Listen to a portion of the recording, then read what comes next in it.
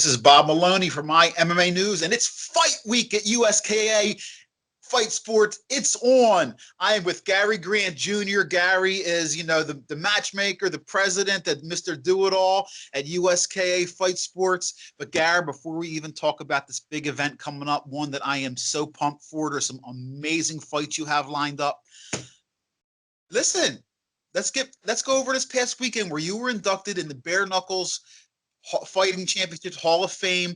Give me a little bit about the weekend, what you thought of it. It's a very big honor. You with David Feldman and some other guys, Mort Goldsmith, who got it, and Dan Morigliata. I mean, bare knuckle boxing is back. Tell me about your experience. The experience was fantastic. I mean, first of all, I was inducted for having built the squared circle. That's the round ring that the Bare Knuckle Fighting Championships fights in.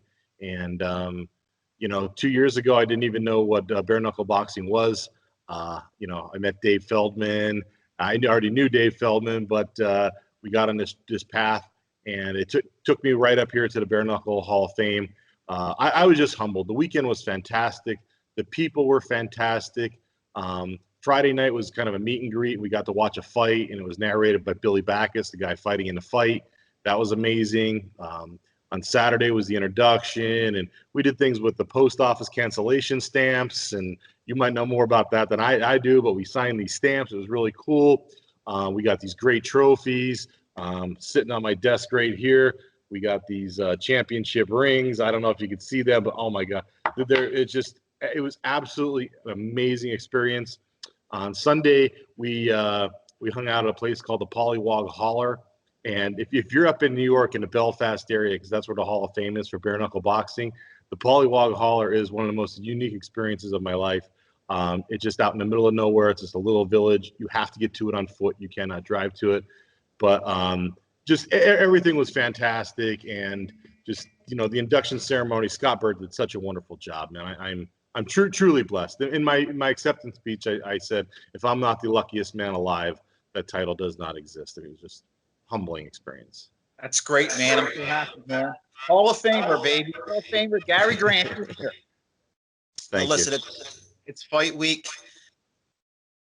It's on. It's title, and believe me, that's a good phrase for this card.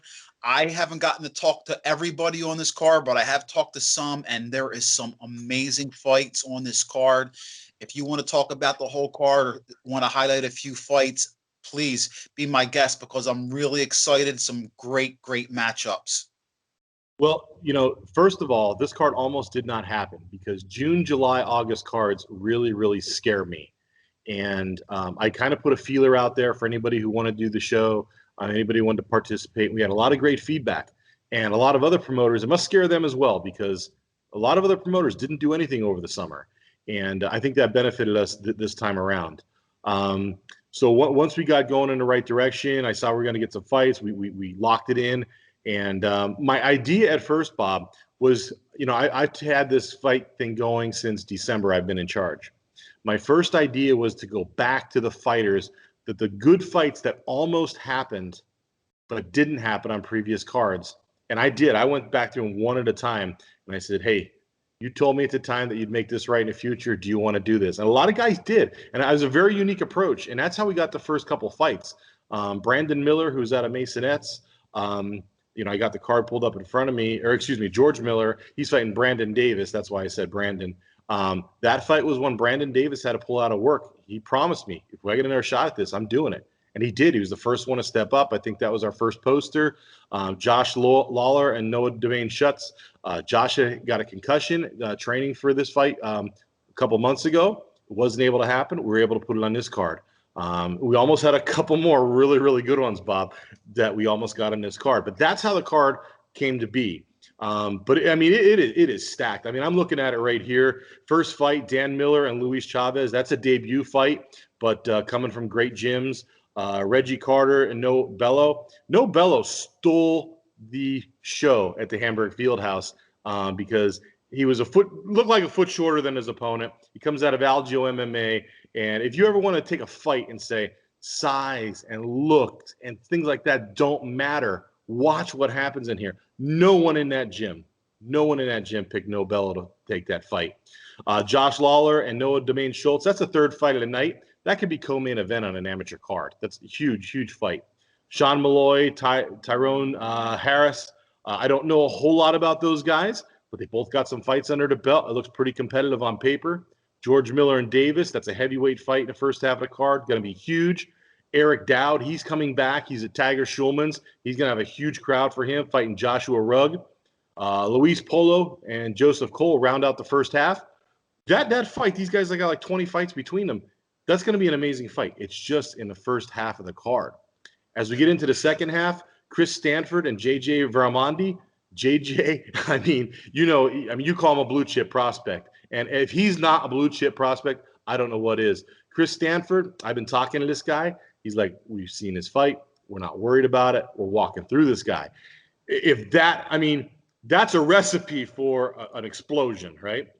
Sean Kim and Sean Eckenroth. Sean Kim, I had the pleasure to go down to his gym and Hearts MMA Hearts BJJ in Philly, and I got to interview him and his opponent, Sean Eckenroth, and Sean has Eternal Lotus tattoo in Reading. Sean, both amazing fighters. Again, another recipe, even though they're two debuts coming from great gyms. Josh Byers and Joel Vasquez. Again, Bob, that is a fight that should probably be the main event part of an amateur card, and it's only in bout number 10. Brittany Bickhart and Julia Hopkins. I know when I mentioned this fight to you, or you saw it, you're pulling your hair out and you don't even have it. You're pulling your eyebrows out. Amazing, amazing fight. Trayvon Stevens and Lucas LaRue. That's the fight where I have no clue what's going to happen. Trayvon is a steamroller, right? Lucas LaRue is a technician, but Lucas LaRue is like 6'4". This fight's at 170 pounds. I have no idea how that fight's going to go. But that ought to be an amazing one. That we're putting that in our amateur main event. And then in our pro main event, Jared Carrier, he's coming down from Canada, and he's fighting Brandon Maisonet. Brandon Maisonet, Bob, over 100 amateur fights. Over 100. And again, Brandon Maisonet, we tried to make that fight against Brandon Waters, who was out of Florida, Tampa, Florida, but Brandon was unavailable. I think he's pursuing Olympic dreams right now. But we had him and Mason that match once before. We tried for that this time, couldn't quite get it. But Jared Carrier, I'm telling you, he might shock the world. He'll shock Northeast Pennsylvania if he comes down and he stops Brandon Maisonet. But Bob, the card is stacked. Whenever you come in, you're going to enjoy every fight. It doesn't matter when you come in the store, when you leave, man. It's going to be great. Yeah, there's numerous fights that I cannot wait to say. Definitely have some, like we said, blue chip prospects on this card, guys that are going to go on, and females, guys and girls that are going to go on to have successful careers. And, what's cool is you see a lot of mixed martial artists taking kickboxing and Muay Thai fights to work on their striking for their eventual move to a cage, where you and I, we're at many other events besides USKA. We'll see them fighting at in your ring, and 6 months later, you and I could be right there, see them fighting in a cage. It's awesome watching the evolution of these young fighters. It really is. Absolutely. Before I took over USKA, we had Jordan Grenion Smith. One weekend he fought on USKA. I was doing a play-by-play. The next weekend he's fighting on the Art of War. Back-to-back weekends. This is amazing. And probably I'm looking at 26 names in his card. You're probably going to hear about 15 of them, more and more and more and more and more.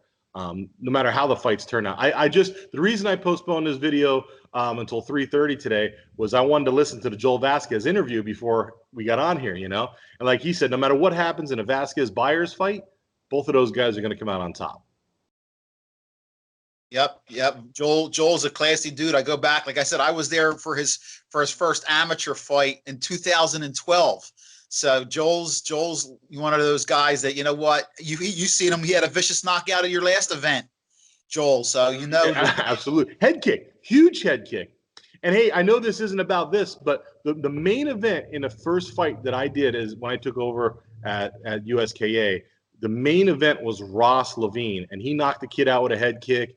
And I got a little bit of criticism. Man, the guy was overmatched, blah, blah, blah. I had no idea Ross Levine was that good. That was in December 8th. Now he is 3-0, having just knocked out a guy in the first round in Glory just last weekend. So Ross Levine, blue chip prospect.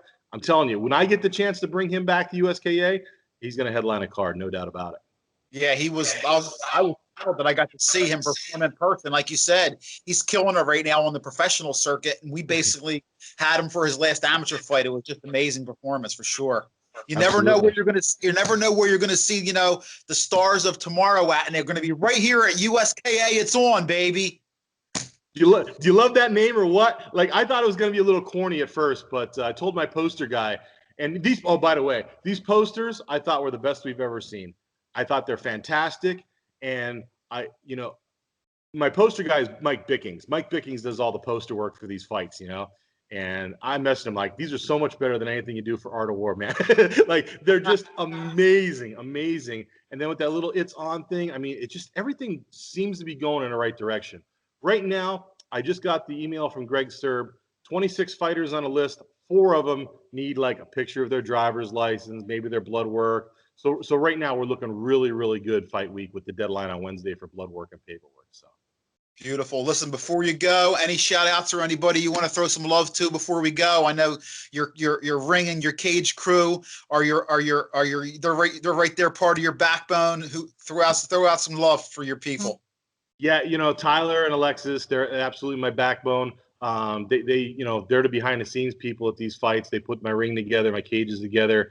But really, I'm coming off of a weekend where I was just humbled, and anybody who's ever helped me or I worked with in this sport, and you, Bob, I mean, I'm really in a stage right now where I really appreciate things, and I've always tried to look at, no matter what happens, trying to work things out, and I think we formed a lot of great friendships, and I think I got this USKA ship kind of on a path right now that I really, really want it. I mean, even guys that aren't fighting on this card or couldn't get on this card are sending me like thank you letters and stuff, man.